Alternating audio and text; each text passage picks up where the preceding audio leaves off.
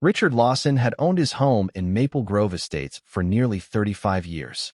It was the kind of neighborhood where routines rarely changed.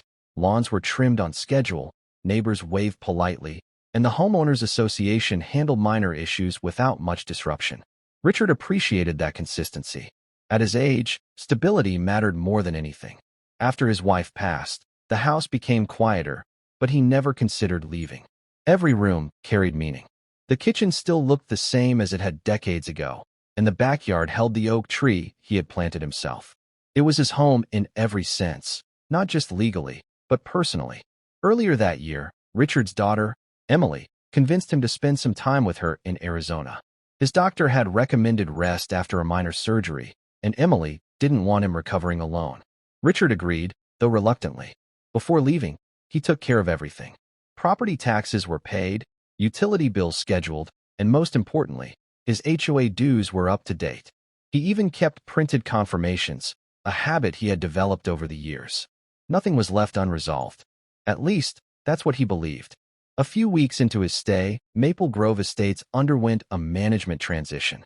The HOA board had hired a new property management company, promising better oversight and stricter compliance enforcement. Residents were notified through emails and digital portals, systems Richard never used. He preferred paper mail, something the new management quietly phased out. That shift created the first gap. Shortly after taking over, the new management conducted a review of accounts.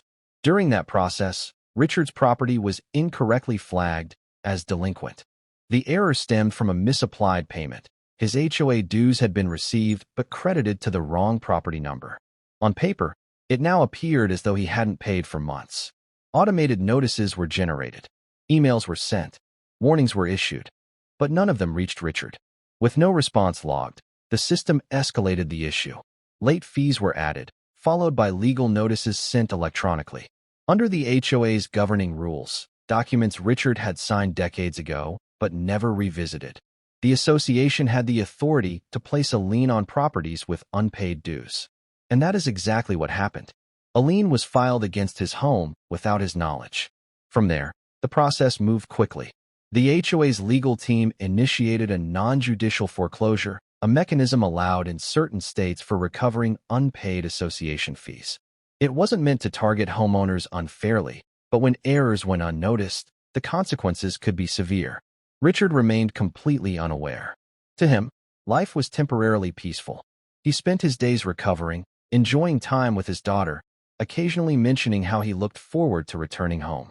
Meanwhile, back in Maple Grove Estates, his property was moving through a legal process he didn't even know existed. Weeks later, the foreclosure was finalized.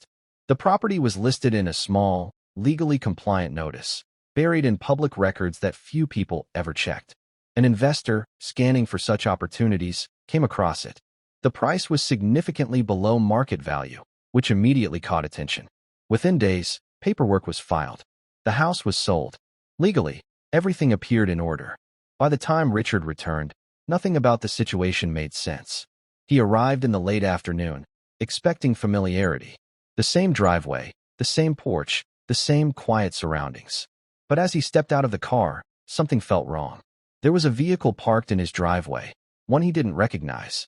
At first, he assumed it might belong to a neighbor. But then he noticed the front door. The lock had been changed. Richard paused, confusion settling in. He approached slowly, checking the house number, as if confirming something obvious would resolve the unease.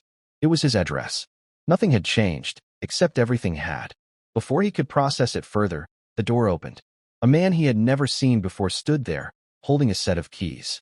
And behind him, furniture that wasn't his. The man looked just as surprised. For a moment, neither of them spoke. Then, calmly but firmly, the stranger said something that made no sense at all. "You must be mistaken. We bought this house last month."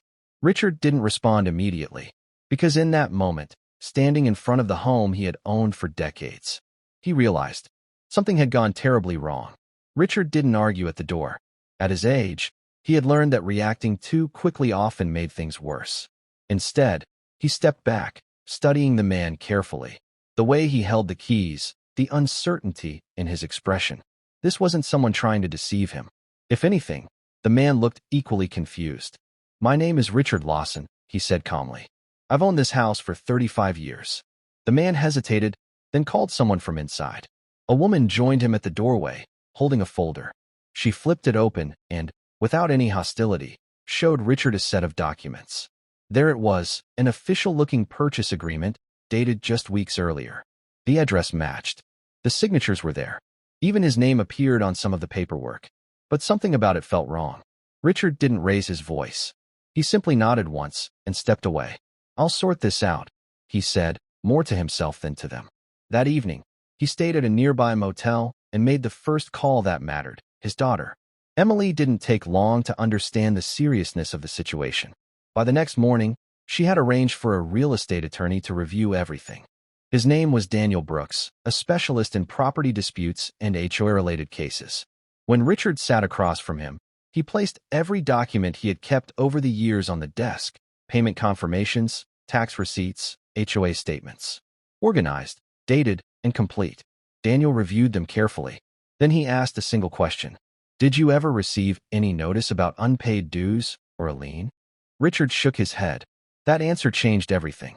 Because under state law, even in non-judicial foreclosure cases, reasonable notice must be given. Not just generated, but delivered in a way that a homeowner could realistically receive it. Email-only communication, especially for long-term residents who had never opted into digital notices, often failed that standard. Daniel requested the HOA records. What came back confirmed the problem. All notices had been sent electronically. No certified mail. No physical posting on the property. No confirmed acknowledgement. On paper, the HOA had followed procedure.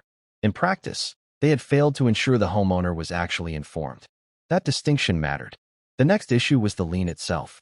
The accounting records showed the original error. The payment had been misapplied to another property. Richard had, in fact, paid everything on time. The entire chain of events had started from that single internal mistake. Daniel leaned back slightly. "This shouldn't have gone this far," he said. Within days, a formal legal challenge was filed. It wasn't aggressive, it didn't need to be. The argument was straightforward. The dues were never actually unpaid. The lien was based on incorrect records. Proper notice was not effectively delivered. The foreclosure process, while technically completed, was built on a flawed foundation. The case didn't take long to gain attention. For the HOA, this wasn't just a small error anymore. It was a liability risk. And for the new buyers, the situation became uncomfortable. They had purchased the property in good faith, but the legitimacy of that purchase was now being questioned. No one had intended for this situation to happen, but intention didn't change the facts. A mediation meeting was arranged. Richard attended quietly, sitting across from the HOA representatives, their legal team, and the buyers.